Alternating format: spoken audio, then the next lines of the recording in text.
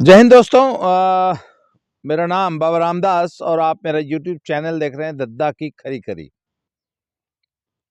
तो आज थोड़ी पंजाब पे चर्चा करेंगे कि पंजाब में ना जब से आम आदमी पार्टी आई है ना, पंजाब में टोटल जंगल राज की स्थापना हो गई है। सब टोटल जंगल राज, टोटल क्योस, मतलब कानून व्यवस्था नाम की चीज ही नहीं रह गई है।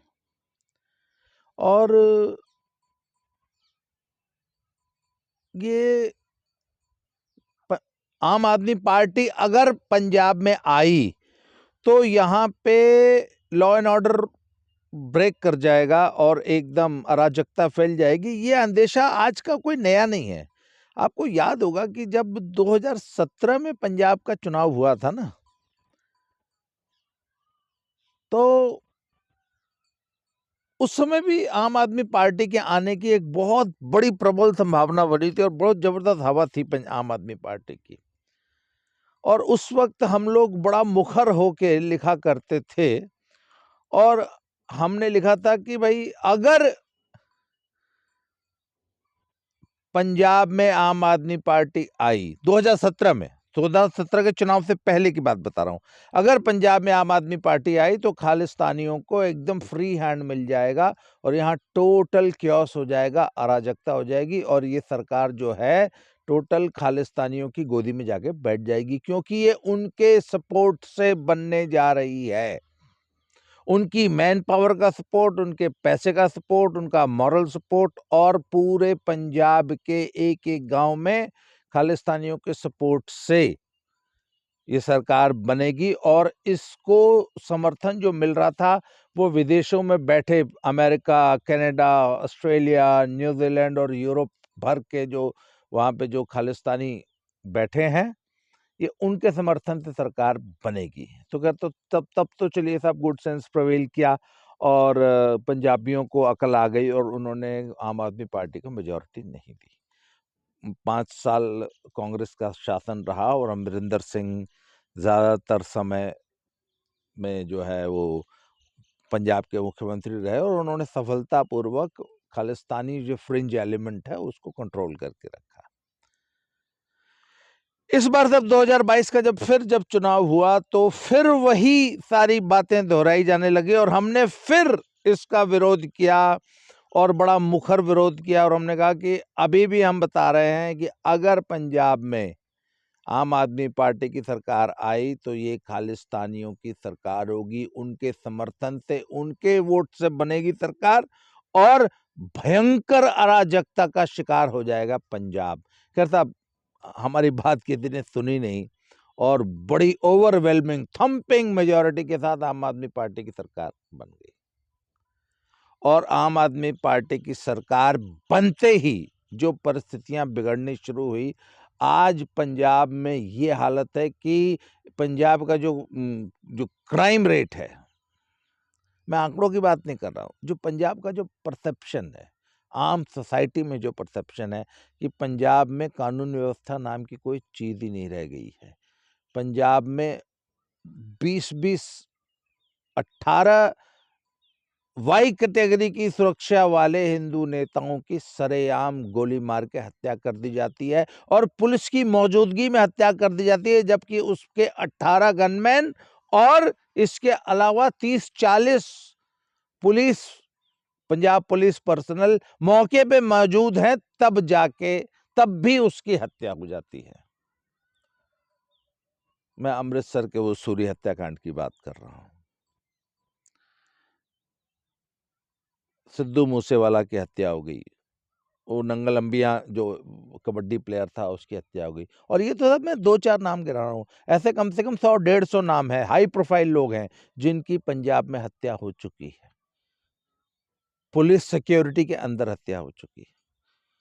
और अब उस अराजकता का नया रूप सामने आ रहा है। सरेआम कृपाने लहराते हुए पूरे पंजाब में जो है जुलूस निकाले जा रहे हैं, खालिस्तान जिंदाबाद के नारे लगाए जा रहे हैं।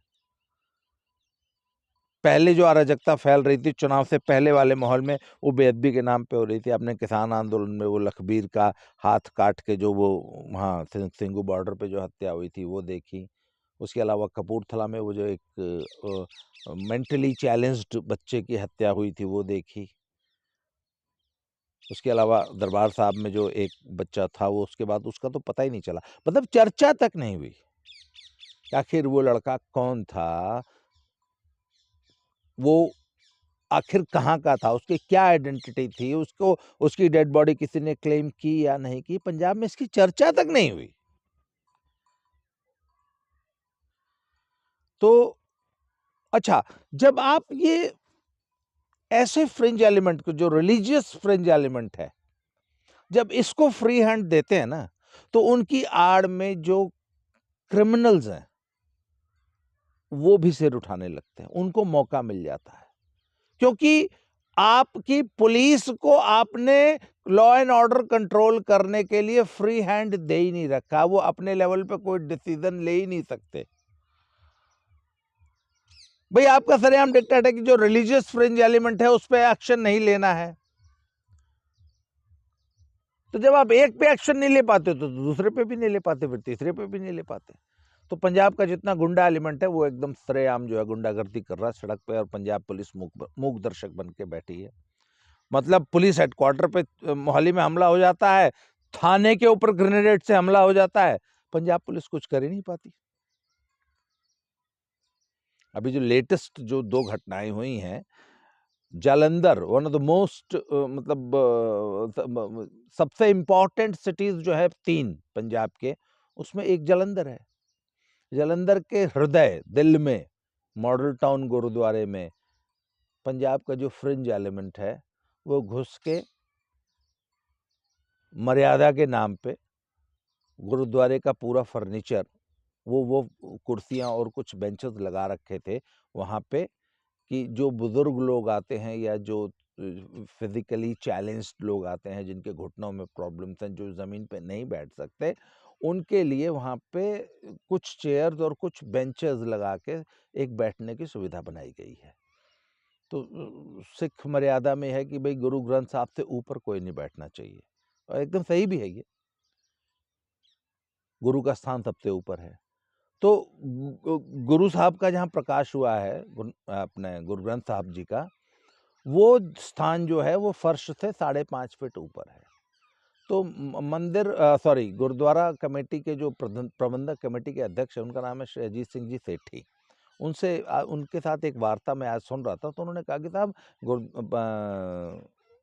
गुरु ग्रंथ साहब का जो प्रकाश है वो 5.5 फुट की हाइट पे है, और हमने जो बेंचेस और कुर्सियां लगाई थी वो हार्डली 1 डेढ़ या 2 फुट की हाइट पे थी, इसलिए सब लोग गुरु साहब से नीचे ही बैठते थे, और सिर्फ वो लोग चेयर्स पे या बेंचेस पे बैठते थे जिनको कि जमीन पे बैठने में फिजिकली प्रॉब्लम्स है, मेडिकल प्रॉब्लम्स हैं।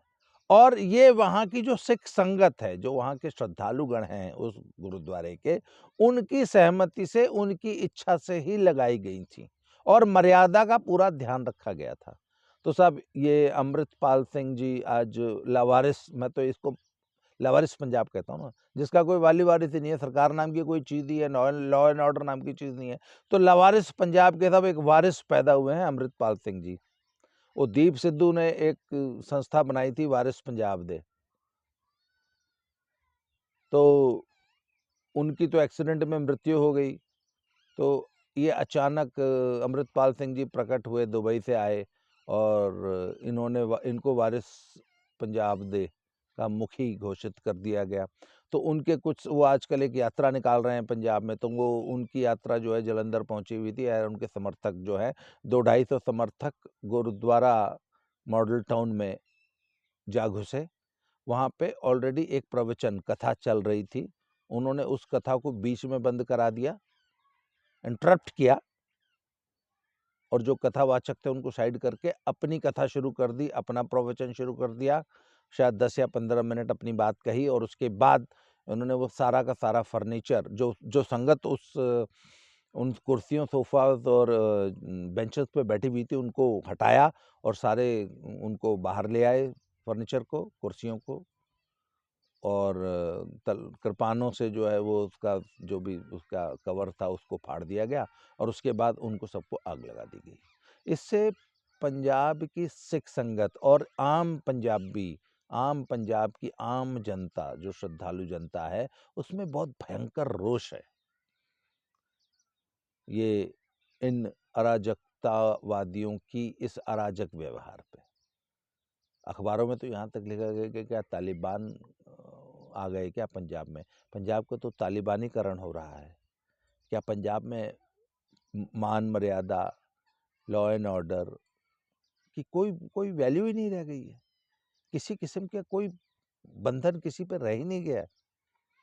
तो जिस दिन ये सब गुरुद्वारे वाली घटना हुई है, उसके अगले दिन वहीं उसी गुरुद्वारे से करीब आधा किलोमीटर दूर वहाँ पे कुछ ये आप्रवासी मजदूरों ने, बिहारी मजदूरों के ना खोखे थे छोटे-छोटे, पान की जो गुमटियाँ होती हैं, वहाँ से उन गुमटियों से जो है वो उनका बीड़ी, सिगरेट और तम्बाकू इत्यादि हट निकाल के उसको भी आग लगा दी गई।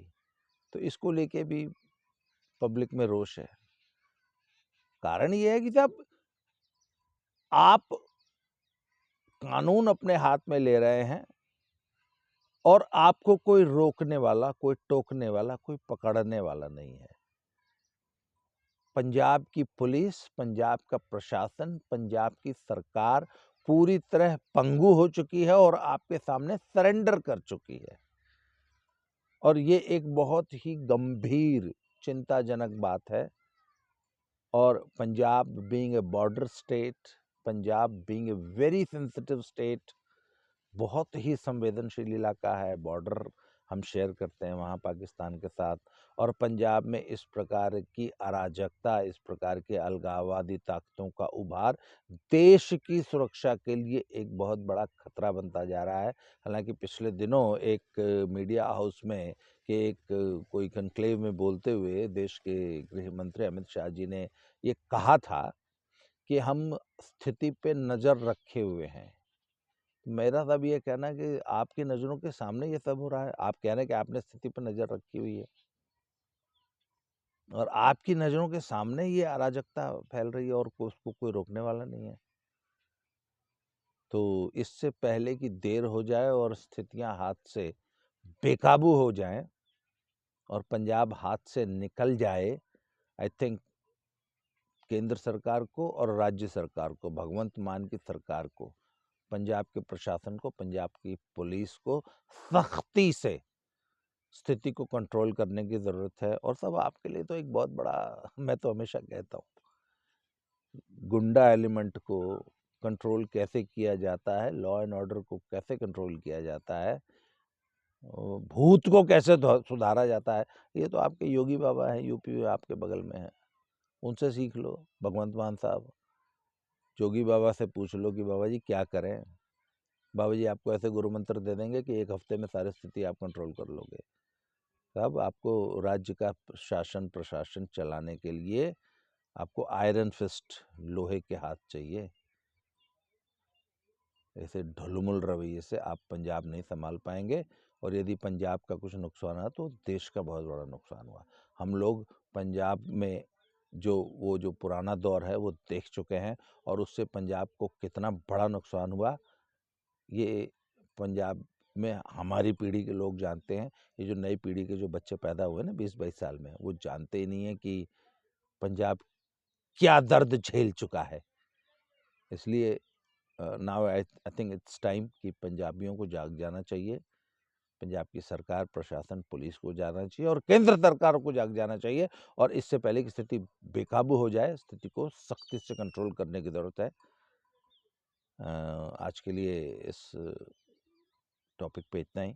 अगले किसी टॉपिक पे फिर अगले वीडियो में मिलते हैं। Thank you very much.